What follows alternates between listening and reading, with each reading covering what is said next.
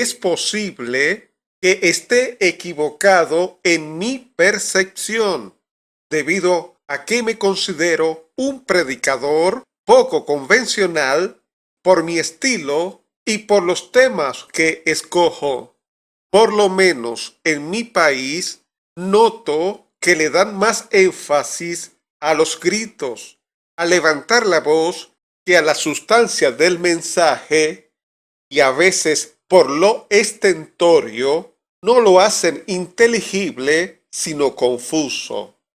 El tema que voy a tocar el día de hoy definitivamente es controversial, porque nunca lo he visto tocar como hoy lo voy a abordar. Claro, partiendo del principio que debe ser para edificación y no para ser distorsionado o corrompido, como en muchos casos es la forma que nos presenta en avalancha los medios de comunicación cuando se habla de sexo. Sé que la palabra sexo no aparece en la Biblia, etimológicamente hablando, y tiene una explicación para ello. Es que la palabra sexo se usó por primera vez en el siglo I, antes de la era cristiana, por Marco Tulio Cicerón.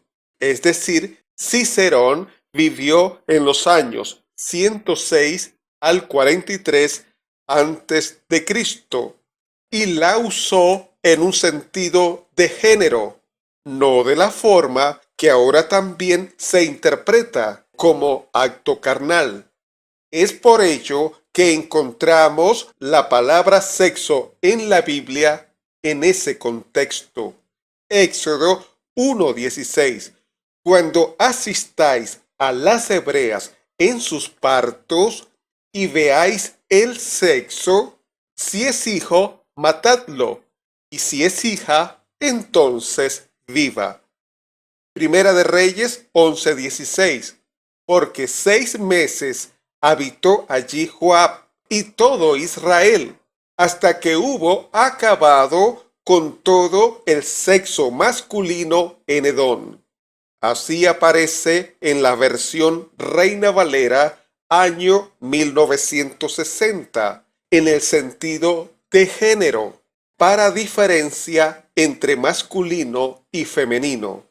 Pero es necesario aclarar que esa fue la palabra que usó el traductor como equivalente para la palabra que aparece en el idioma original, pero, repito, no aparece etimológicamente. La palabra sexo viene del latín sexus, que deriva de sectus, significando separado o cortado. Inicialmente en latín se usaba con adjetivos como virilis, masculino, o mulieris, femenino, para especificar a qué grupo se refería la división.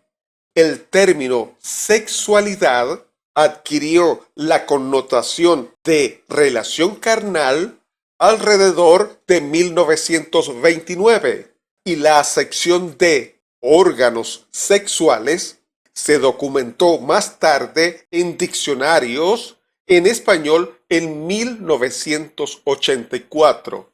Es por ello que en otras traducciones al español de la Biblia no aparece la palabra sexo.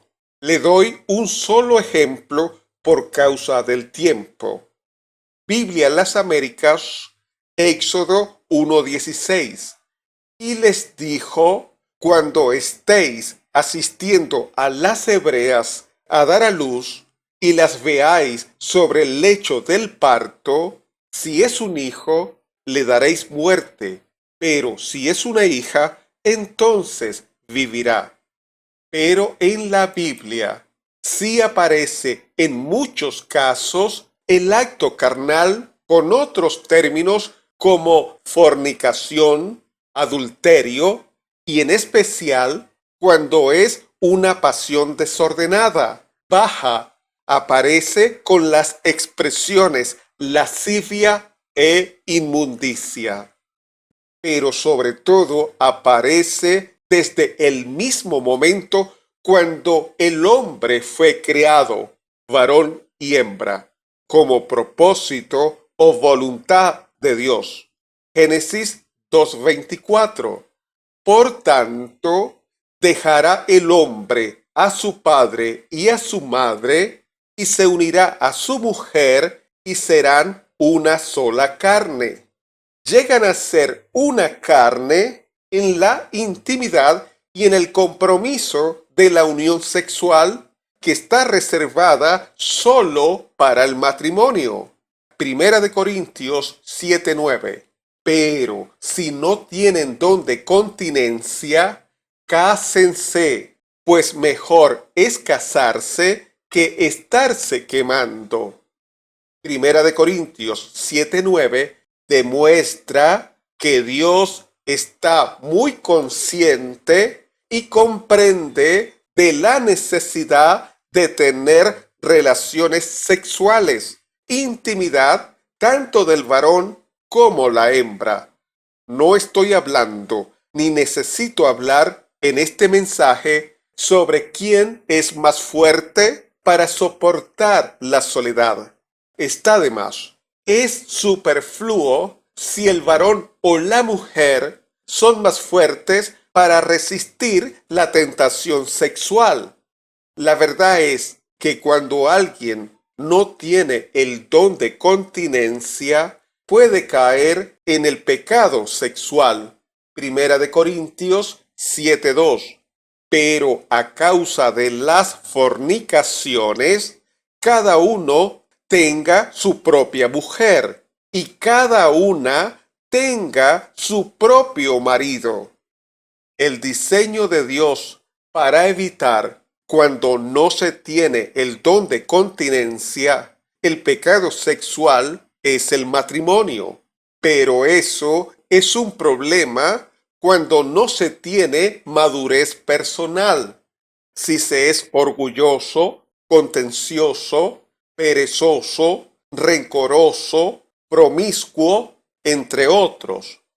Esos defectos producen grandes posibilidades que cualquier matrimonio fracase.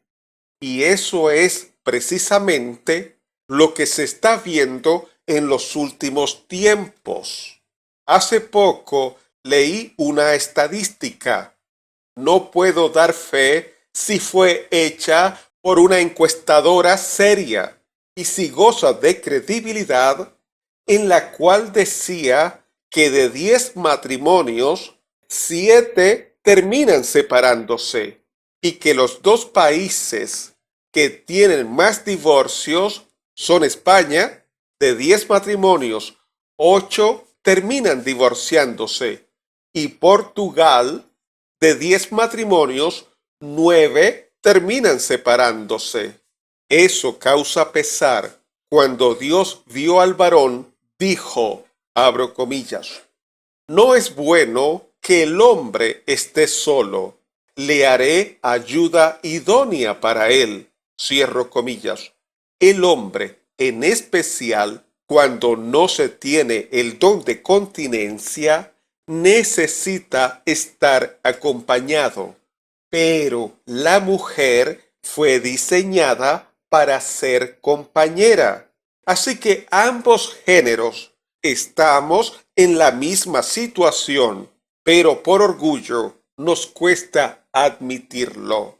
En especial ahora, con esa lucha de género que predomina. Primera de Corintios 7:3. El marido cumpla con la mujer el deber conyugal y asimismo la mujer con el marido. No queda tiempo. En un próximo mensaje indagaremos qué significa eso de cumplir el deber conyugal. El título del mensaje, hablemos de sexo. ¿Y quién les habló? Su amigo Omar Duareb.